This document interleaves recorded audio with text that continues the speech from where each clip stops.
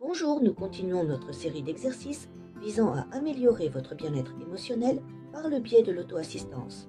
La dernière fois, nous avons abordé 2 exercices de respiration simples. Aujourd'hui, nous allons également explorer un exercice axé sur la respiration, qui sera légèrement plus complexe, mais son objectif sera différent. Bien qu'il s'agisse toujours d'une pratique assez simple, elle n'est absolument pas difficile à maîtriser par vous-même. Alors, cet exercice est le plus adapté aux situations où nous sentons que nous sommes, pour ainsi dire, coincés dans une certaine émotion. Je pense que beaucoup de gens connaissent cet état.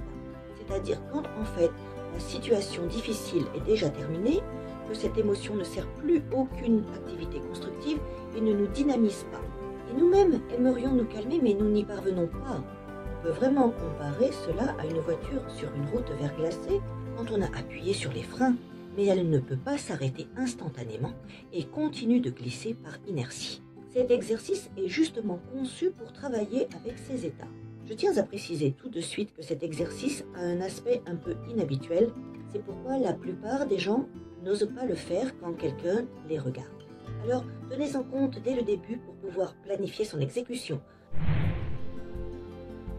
Nous effectuons 5 cycles de respiration, dont 4 consistent en des inspirations et expirations rapides, et le 5e en une inspiration lente et une expiration tout aussi lente. Il est plus facile d'utiliser les doigts pour compter. Par exemple, la main droite compte les inspirations et expirations courtes, et la main gauche compte les cycles. Les inspirations et expirations rapides aident à modifier temporairement la composition chimique du sang, ce qui peut contribuer à réduire rapidement l'anxiété et la tension. L'inspiration et l'expiration lente, à la fin, aident à ramener la respiration à la normale et à renforcer l'effet de relaxation.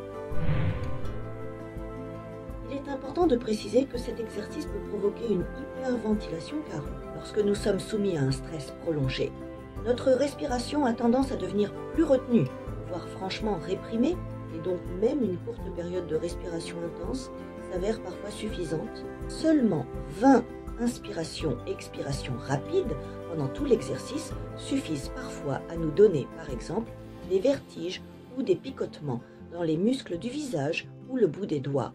Je tiens donc à vous prévenir, en général, cette courte hyperventilation ne peut pas nuire à la grande majorité des gens.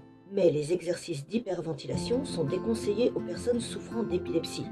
Si vous vous sentez mal à l'aise, il est préférable de choisir d'autres exercices dans la liste de lecture. Par exemple, la respiration en comptant jusqu'à 5.